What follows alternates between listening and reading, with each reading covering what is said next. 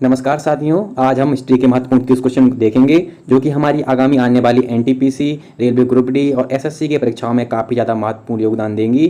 तो चलिए शुरू करते हैं 30 महत्वपूर्ण क्वेश्चन एक्सप्लेनेशन के साथ।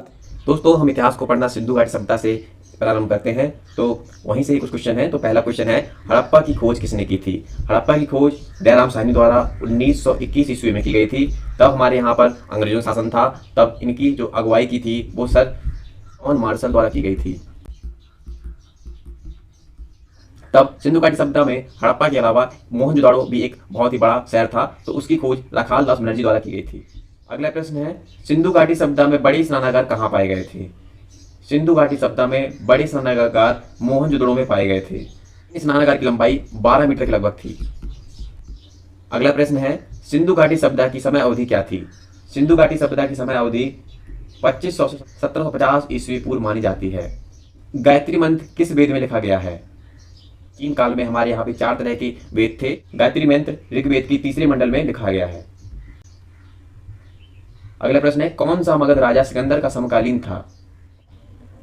सिकंदर का समकालीन राजा धनानंद था, जो कि नंद वंश का अंतिम शासक था।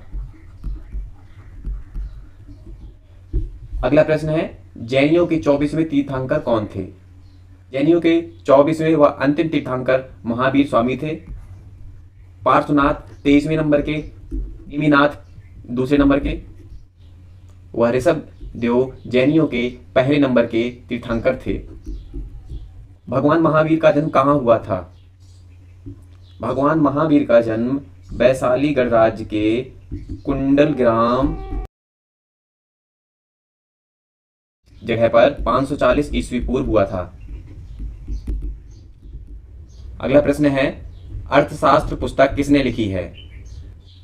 अर्थशास्त्र पुस्तक चंद्रगुप्त मौर्य के काल के महान मंत्री कौटिल्य चाणक्य द्वारा लिखी गई है, जिनका अन्य नाम विष्णुगुप्त भी है। अगला प्रश्न है, अशोक ने कलिंग पर आक्रमण कब किया था? अशोक ने कलिंग पर आक्रमण 261 ईस्वी पूर्व किया गया था। 1526 में पानीपत का युद्ध हुआ था, जिसमें इब्राहिम लोदी को बाबर द्वारा हराया गया था। 1191 तराइन का प्रथम युद्ध था, गौरी और पृथ्वीराज चौहान, जिसमें मोहम्मद गौरी को पृथ्वीराज ने हरा दिया था। 1192 तराइन का दूसरा युद्ध था, जिसमें गौरी ने पृथ्वीराज चौहान को हरा दिया था। अगला प्रश्न है, चीनी यात्री किसके शासनकाल में भारत आया था? प्रथम चीनी यात्री फाहियान था, जो कि चंद्रगुप्त द्वितीय यानी विक्रमादित्य के काल में आया था। इनका काल 380 ईस्वी से 415 ईस्वी माना जाता है। दूसरा चीनी यात्री वेनसांग था, जो हर्षवर्धन के काल में आया था, जिसका कार्यकाल 629 से 642 था। अगला प्रश्न है, मोहम्मद बिन कासिम ने भारत पर कब आक्रमण किया था? मोहम्मद बिन कासिम ने सन 712 ईस्वी पर राजा दाहिर पर आक्रमण किया था, जिसे ब्राह्मणवाद का युद्ध भी कहा जाता है। 1025 ईस्वी पर सोमनाथ मंदिर लूट हुई थी, जो मोहम्मद गजनवी ने की थी। 1206 ईस्वी गुलाम वंश की शुरुआत मानी जाती है और 1526 ईस्वी पानीपत का प्रथम युद्ध होता है। अगला प्रश्न है, सोमनाथ मंदिर किस आक्रमणकारी द्वारा लूटा गया था? सोमनाथ मंदिर सन 1025 ईस्वी में महमूद गजनवी द्वारा लूटा गया था। अगला प्रश्न है, अजमेर में किस सूफी संत की दरगाह है? अजमेर में ख्वाजा मुइनुद्दीन चिश्ती की दरगाह है। हुमायूं की दरगाह दिल्ली में है। कुतुबुद्दीन ऐबक को लाहौर में दफनाया गया है और अकबर फतेहपुर सीकरी में दफनाए गए हैं। अद्वैत के संस्थापक कौन थे? अद्वैतवाद के संस्थापक शंकराचार्य को माना जाता है। इन्होंने हिंदू के प्रचार के लिए 4 मठ बनाए थे। प्रश्न है, भारत में मुगल वंश की स्थापना किसने की थी?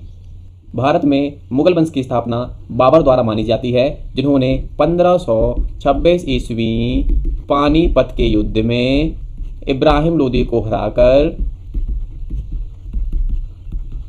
मुगल वंश की स्थापना की थी। अगला प्रश्न है, हुमायूंनामा के लेखक कौन है? हुमायूंनामा के लेखक गुलबदन बेगम को माना जाता है, जो उनकी बहन थी।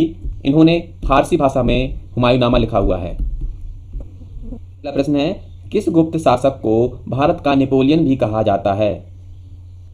भारत का नेपोलियन समुद्रगुप्त को कहा जाता है। इनके शौर्य और पराक्रम और लड़े गए युद्धों को देखकर इन्हें भारत का नेपोलियन कहा जाता है। यह गुप्त वंश के राजा थे। क्वेश्चन नंबर 18, बंगाल में दोहरी सरकार को किसने समाप्त किया?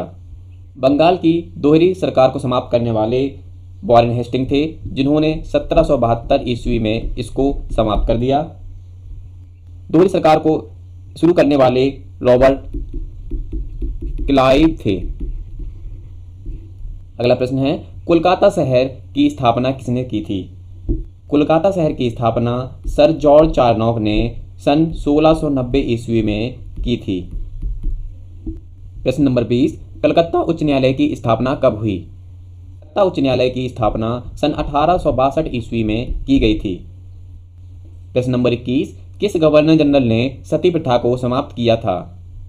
सती प्रथा को समाप्त करने वाले governor general Lord William Bentinck थे, जिन्होंने राजा राम मोहन राय की सहायता से सती प्रथा को समाप्त किया था।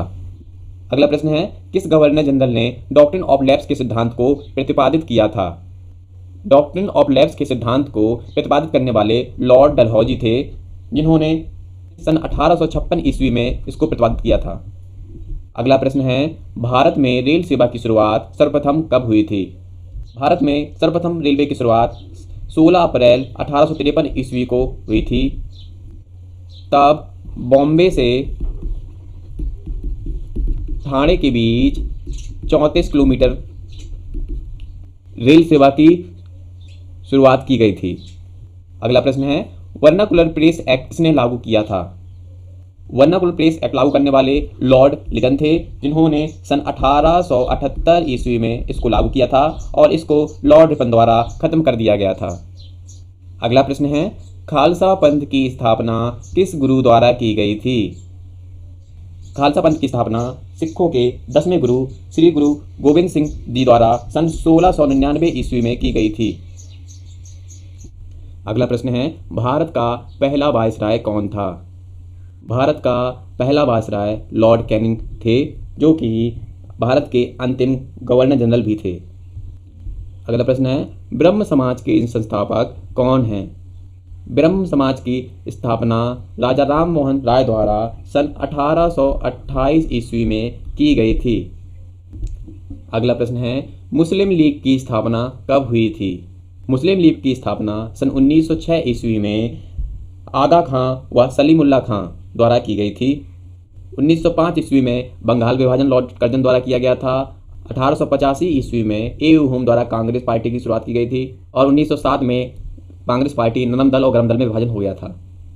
अगला प्रश्न है, गदर पार्टी की स्थापना किसने की थी?